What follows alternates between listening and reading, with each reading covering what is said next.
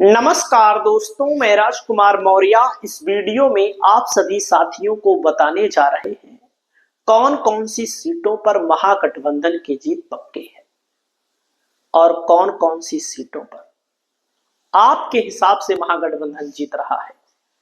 आप लोग कमेंट करके जरूर बताइएगा। दोस्तों, महागठबंधन की तरफ से मुख्यमंत्री पद के लिए तेजस्वी यादव को आगे किया गया है।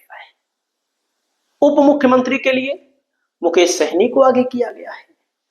तो भाई जाहिर सी बात है, बीजेपी की तरफ से नीतीश कुमार है, लेकिन नीतीश कुमार के नाम को लेकर कोई औपचारिक ऐलान नहीं हुआ है।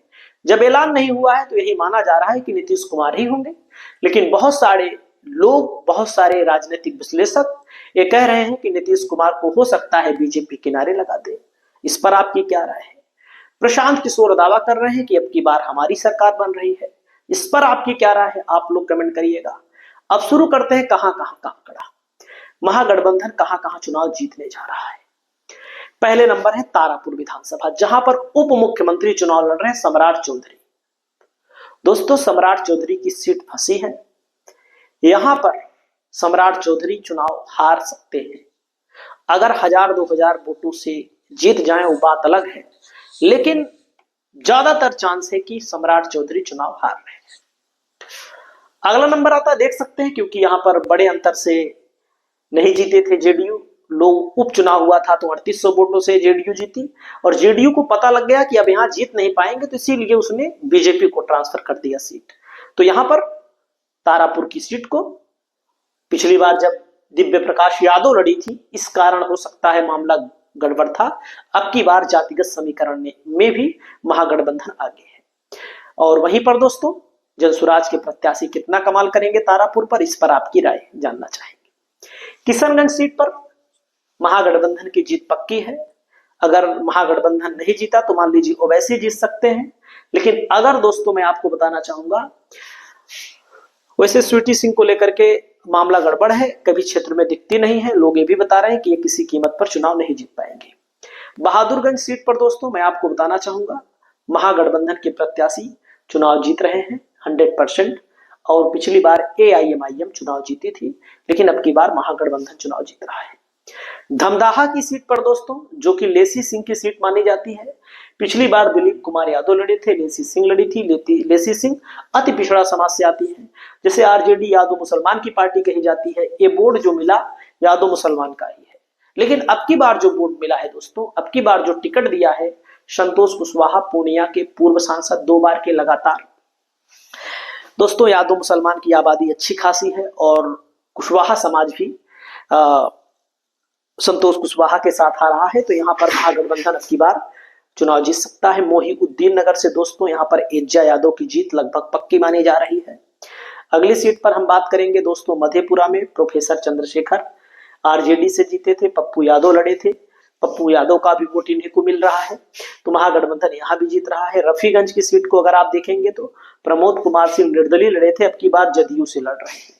अगर ए वोट और ए वोट इकट्ठा हो गया तो यहाँ पर महागठबंधन के लिए दिक्कत हो सकती है, लेकिन आप लोग कमेंट करके इस सीट पर बताइएगा।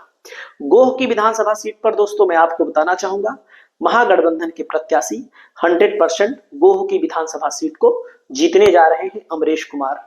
वहीं पर दोस्तों जहानाबाद की सीट पर मैं आपको बताना चाहूंगा, महागठबंधन जीत रहा है। कुर्था की सीट पर महागठबंधन 100% चुनाव जीत रहा है। वहीं पर दोस्तों अरवल की सीट पर भी महागठबंधन का पलड़ा भारी है, जीत रहा है। औरंगाबाद की सीट पर भी महागठबंधन चुनाव जीत रहा है। वारिसलीगंज में अनीता कुमारी महतो चुनाव जीत रही हैं 100%, इसमें कोई दो राय नहीं है, क्योंकि अनीता कुमारी के परिवार से अशोक महतो के भतीजे इस सीट पर 2 बार विधायक रहे। पिछली बार निर्दलीय चुनाव लड़े थे तो लगभग 40,000 वोट मिला था उनकी पत्नी को। दोस्तों अगला नंबर आता है यहाँ पर पिंकी भारती राजौली विधानसभा क्षेत्र से विधानसभा का चुनाव जीत रही हैं। नवादा से दोस्तों आप सभी साथियों को बताना चाहूंगा, कौशल यादव महागठबंधन के प्रत्याशी जीत रहे हैं। हिलसा विधानसभा क्षेत्र से शक्ति यादव महागठबंधन से जीत रहे हैं। लालगंज से शिवानी शुक्ला महागठबंधन की प्रत्याशी जीत रही है दोस्तों। पिछली बार विजय कुमार शुक्ला उनके पिताजी लड़े थे, 27,460 वोट पाए थे निर्दलीय, क्योंकि सीट कांग्रेस के खाते में चली गई थी।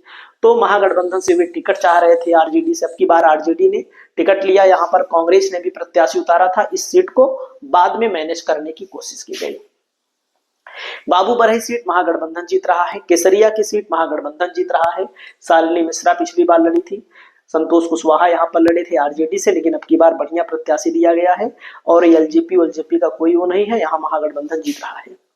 कटिहार विधानसभा सीट महागठबंधन के खाते में आ रही है। तारकिशोर प्रसाद बीजेपी से पिछली बार लड़े थे दोस्तों। यहाँ पर अब की पिछली बार राम प्रकाश महतो लड़े थे, इनको टिकट काट दिया गया। निर्दलीय कयामुद्दीन अंसारी लड़े थे। यहाँ पर दोस्तों महागठबंधन ने अब की बार मजबूत प्रत्याशी उतार कर खेला किया है।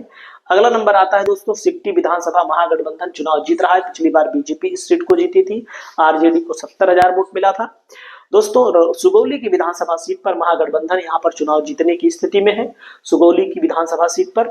और वहीं पर दोस्तों आपको मैं बताना चाहूंगा लौरिया की सीट पर महागठबंधन विनय बिहारी पिछली बार जीते थे बीजेपी से, शंभू तिवारी आरजेडी ने लड़ाया था।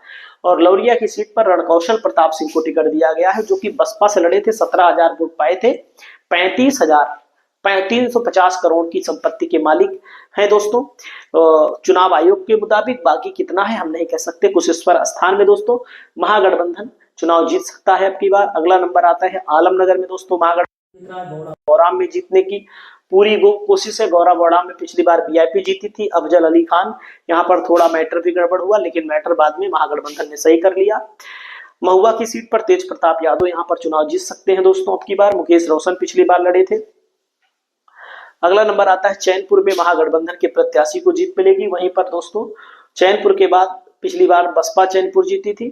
मोहनिया की सीट पर महागठबंधन जीतेगा। रामगढ़ की सीट पर दोस्तों बसपा जीतेगी। भभुआ की सीट पर वीरेंद्र कुशवाहा महागठबंधन के प्रत्याशी चुनाव जीत रहे हैं। भरत बिंद पिछली बार आरजेडी से लड़े थे, 57,000 वोट पाए थे।